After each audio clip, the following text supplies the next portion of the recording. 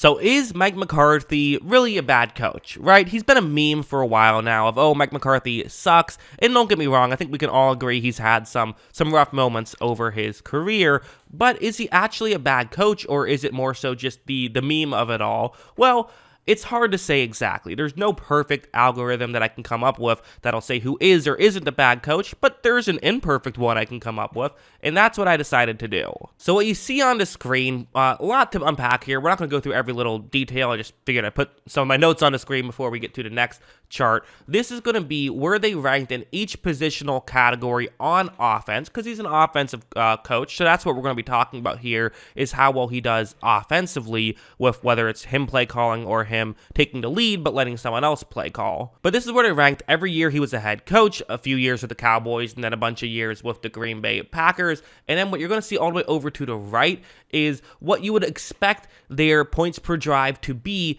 given where they've ranked in each positional category, and then what their points per drive actually was each year. And there's a couple of flaws with this right off the bat. For one thing, it's not taking into account just sheer luck. I mean, luck is a real thing in football, and sometimes your offense just happens to be a little bit better one year randomly, and now Mike McCarthy's getting credit. Also, it can go in the other direction, and, it can be worse one year, and then now Mike McCarthy gets the blame. But I have 16 years here, so I figured that, it's a big enough sample size that hopefully the luck will eventually cancel itself out. This chart is going to be a better example of, I've just kind of gotten rid of some of the extra stuff just to make it easier to follow along. This is going to be what the expected points per drive would be given where they ranked in specific positional categories using my almighty algorithm I've been using for years now, what the actual points per drive is, and then what the difference is. So you see in 2022, this was actually a banner year for Mike McCarthy, the second best they've had, which was a differential of plus 0.42 points per drive. That's a massive swing because the difference between the best and the worst in the league tends to be about 2 points per drive. So, usually the best in the league get it close to 3, the worst in the league get close to 1. But looking before that, it has not quite been as good. In 2021 and 2022, they were, actually disappointed, so under-expected in both of those years. He did not coach in 2019, but in 2018, it was another disappointing performance. Was a little bit better in 2017 and 2016, but not by much. And then again, you had 3 straight rough years in 2015, 14, and 13.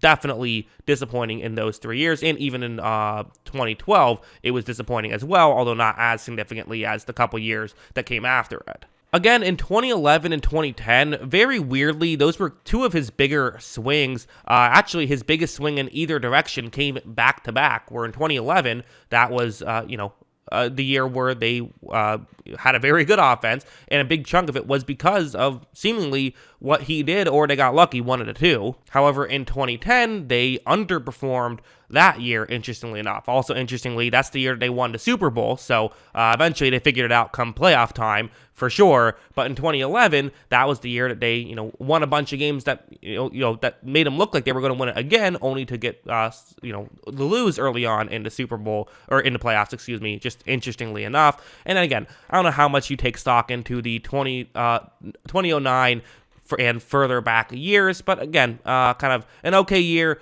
a not so good year, a good year, okay year.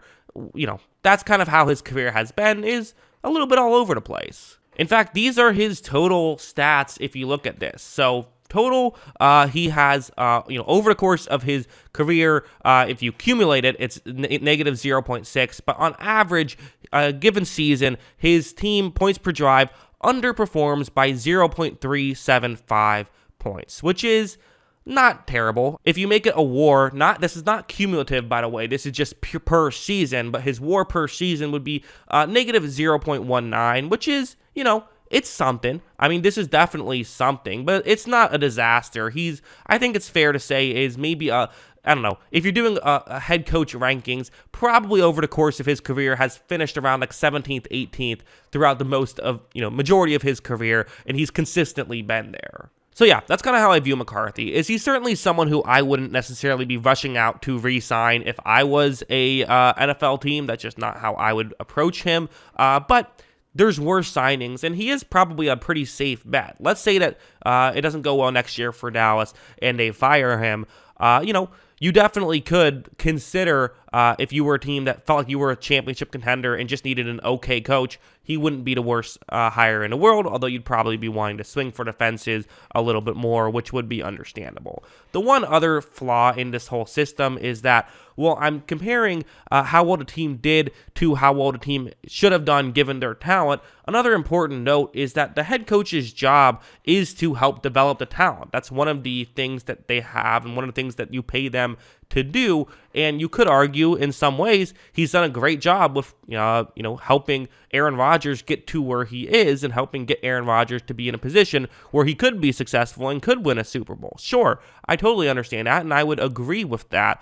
I think there also is the counter argument, which is not every single player has developed well under Mike McCarthy. In fact, there have been plenty of players who haven't developed well. And there have been many moments in the postseason where you could say that he came up short. I think obviously the quarterback draw play just a couple years ago with Dak Prescott was a question mark. Obviously the meltdown against Seattle when the Packers had no business losing that game and still found a way to rip defeat from the jaws of victory. That's definitely, there was some coaching mishaps in that game. There were a lot of mishaps. Aaron Rodgers didn't really do anything wrong there. He just saw his whole team around him completely implode. That was unfortunate for him. He actually bailed him out. He got a field goal drive late in that game to tie it. But regardless, that's a video for another day. As a whole, this is just, it's an interesting situation with McCarthy. But again, what's my takeaway on McCarthy?